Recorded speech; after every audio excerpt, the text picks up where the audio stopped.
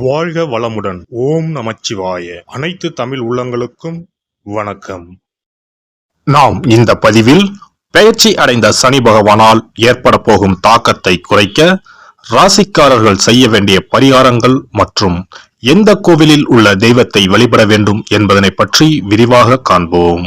உங்கள் வாழ்வில் வளமும் நலமும் செல்வ செழிப்பும் பெற்று வாழ்வில் உயரிய நிலையை அடைய எல்லாம் வல்ல இறைவனை வேண்டி விரும்பி கேட்டுக்கொள்கிறேன்.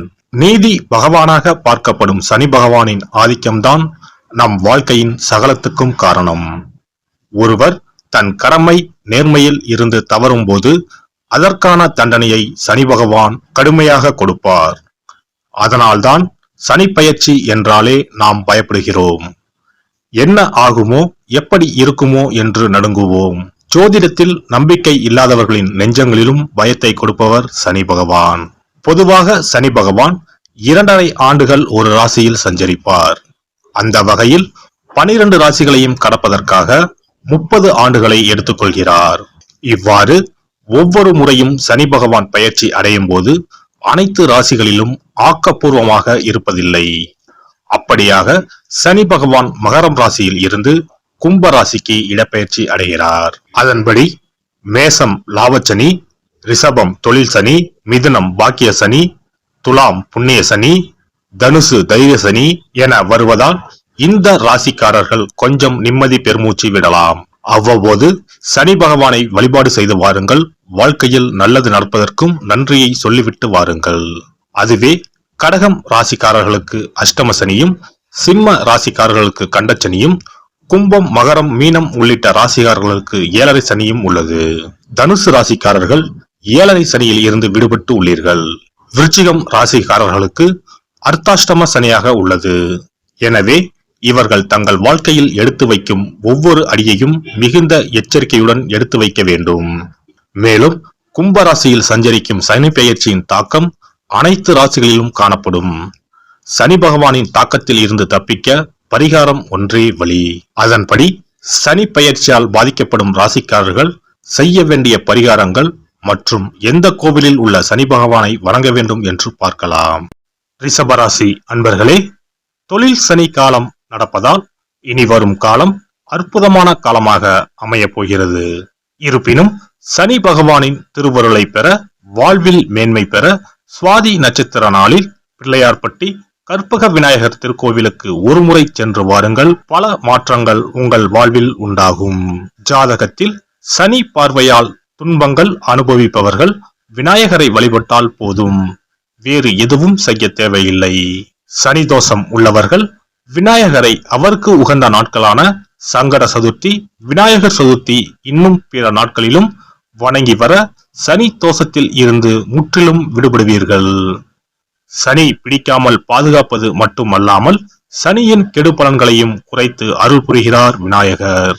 சிவகங்கை மாவட்டத்தில் உள்ள பிள்ளையார்பட்டி என்னும் ஊரில் அமைந்துள்ளது கற்பக விநாயகர் ஆலயம். கற்பக விநாயகர் கோவில் சிவகங்கை மாவட்டத்தின் திருப்பத்தூர் அருகே அமைந்துள்ளது. பிள்ளையார்பட்டி திருப்பத்தூரில் இருந்து குன்றக்குடி செல்லும் வழியில் 8 கிலோமீட்டர் தொலைவில் அமைந்துள்ளது. இக்கோவிலுக்கு செல்ல பேருந்து மற்றும் வாடகை வாகன வசதிகளும் உள்ளன. கோவில் நடை திறந்திருக்கும் நேரம் காலை 6 மணி முதல் மதியம் 12 மணி வரையும், மாலை 4 மணி முதல் இரவு 8 மணி வரையும் நடை திறந்திருக்கும். இந்த கோவிலுக்கு சென்றால் உங்கள் தொழில் மட்டுமல்ல, குடும்பமும் சேர்ந்தே வளமான பாதைக்கு திரும்பும். சச்சரவுகள் தீர்ந்து கல்வியும் செல்வமும் நிலை பெறும். திருமணம், குழந்தையின்மை உள்ளிட்ட பிரச்சனைகள் சில வருடங்களிலே முற்றிலும் தீர்ந்து வாழ்வில் வசந்தம் வீசும். இக்கோவிலின் மூலவரான விநாயகர் கற்பக விநாயகர் என அழைக்கப்படுகிறார். வேண்டிய வரம் தரும் கற்பக விநாயகராக பிள்ளையார்பட்டியில் எழுந்தருளி அருள்பாலிக்கும் இந்த விநாயகரை தரிசனம் செய்தால் கவலைகளும் கஷ்டங்களும் நீங்கும். இந்த கோவிலில் விநாயகர் வலது கையில் லிங்கம் ஏந்தியவாறு காட்சியளிக்கிறார்.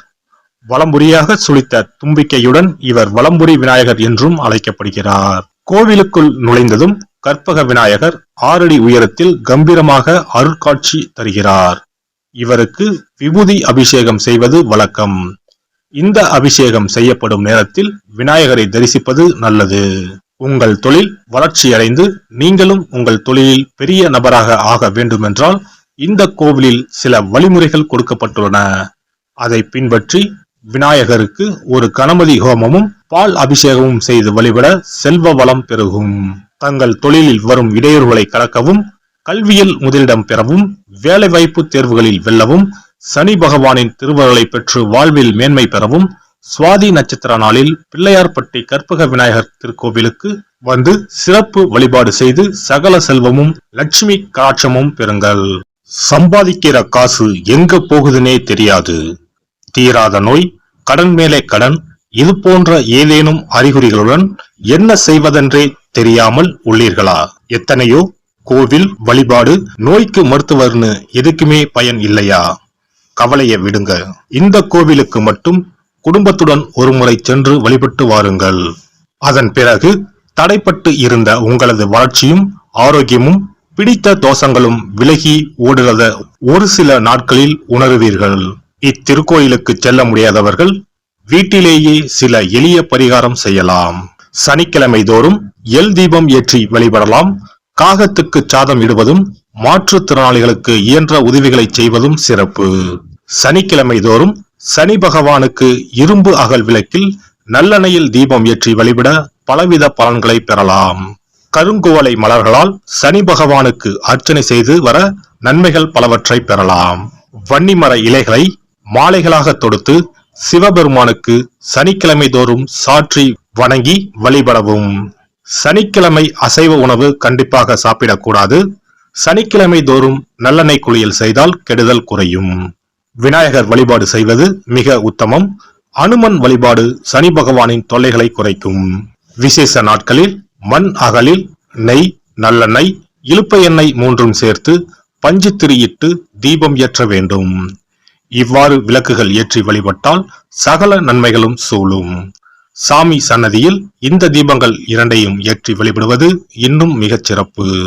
எல்லாம் வல்ல இறையருளால் நீங்களும் உங்கள் அன்பு குடும்பமும் உடல் நலம், நீலாயுள், நிறை செல்வம், உயர் புகழ், மெய்ஞானம் ஓங்கி வாழ்க வளமுடன். இந்த வீடியோ உங்களுக்கு பிடிச்சிருந்தா லைக் பண்ணுங்க, ஷேர் பண்ணுங்க அண்ட் சப்ஸ்கிரைப் பண்ணுங்க. பக்கத்துல இருக்க பெல் ஐகானை கிளிக் பண்ணுங்க. நன்றி, வணக்கம், வாழ்க வளமுடன்.